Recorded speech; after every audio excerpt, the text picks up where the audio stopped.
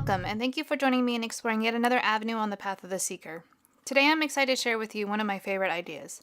Many of the concepts that I covered in the past videos were created in the aim of being able to explain this concept as simply as possible.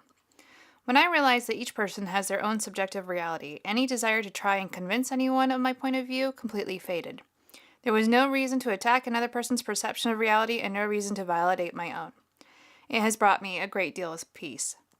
The definition of subjective reality is reality that is within your mind that is unique to you based on past experiences and current expectations. To understand this concept, we're going to go back to the perception video. In that video, my husband and I both experienced the same cup of coffee. The weight of the cup of coffee and how it was brewed we could both agree on objectively. However, upon tasting the coffee, we had totally different experiences. I appreciated the coffee by identifying different aspects of its flavor. My husband only saw it in experience, determining if it was sweet or bitter. Both of us had the same exact experience up until we evaluated the coffee by taste. Why does this happen? Well, psychology says that behavior is not predictable. There is no way to categorize people and predict their behavior based on their category. Every person's perceptual world is unique. I used to feel trapped within my own world, which is the name of this drawing, unable to relate to others, and I now understand this is because I always intuitively knew that each person's reality is entirely unique to the individual. Mine is just very different from the vast majority of people. Each person's interpretation of reality is different, based on a combination of variables so vast that they cannot be counted. But here are a few examples. Environment, education, job experience, age, religion, role models, childhood traumas, childhood joys, peers, television, music, sports, community, parents, extended family, physical injuries. There's a vast amount of experiences that directly affect how we interpret and interact with the world.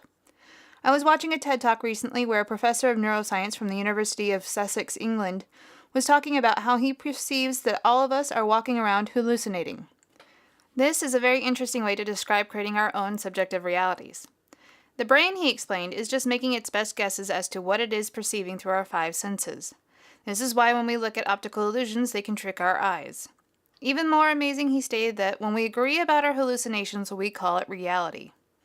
Reality is a consensus that we create by discussing our shared experiences.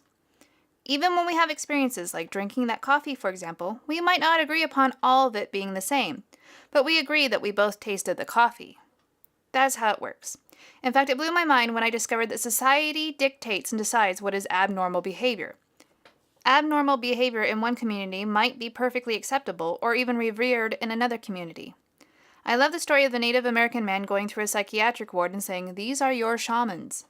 In fact, one of my favorite heroes, Joseph Campbell, has this famous saying that I adore: "The psychotic drowns in the same waters in which the mystic swims in delight." Each of us builds our own subjective world within our own mind. My world is completely based on my own past experiences, and may be different from yours at varying degrees based on our history. The subjective reality of two white women from middle-class incomes in the United States will be very similar, but will be dramatically different than the subjective reality of a poor woman living in Syria. My past experiences create what I expect to see in the world. My mind then processes the data that my senses pick up from my environment according to what I expect. Let's go back to that cup of coffee. I have the experience of interpreting the flavor based on different categories because I was taught in the past to detect those differences. My husband doesn't have that history, so he has a different experience. Neither of us is wrong or right, because it's a completely subjective experience based on our unique personal histories. This is why every human being doesn't have the same favorite food, favorite place, favorite shirt, or favorite band, or even music genre.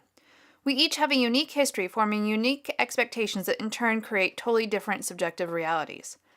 Scientists have been studying identical and fraternal twins for over 40 years trying to find environmental causes for differences in behavior, but have failed to draw any conclusions. Even two people with the same exact genes and environment have very different subjective realities that influence their behavior. To expect another human being to have the same exact reaction to anything is insane. To expect a large amount of the population to think the same exact way I do is also insane. There is no way to convince another person that your unique view of reality is right or wrong. Even our legal system knows that people who see the same crime may give wildly different accounts. Legally, this is called memory bias. Turns out, we even create memories based on our expectations and biases.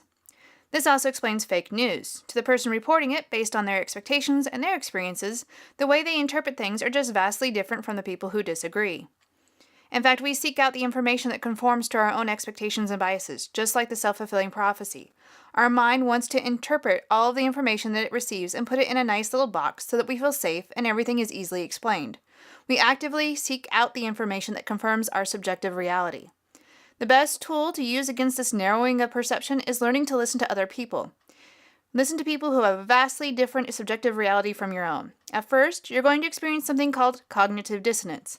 The difference between your reality and theirs may literally be hard to conceive or understand. Keep going though. The more you practice listening and understanding people with a totally different perspective of reality, the more you'll become aware of how fluid reality is. And how so much of what you thought was so solid and real is completely an imaginary construct that most of humanity has agreed upon. I will leave you with my favorite Edgar Cayce quote: "The spirit is the life, the mind is the builder, the physical is the result." If you like this video, be sure to share it with your friends and subscribe below.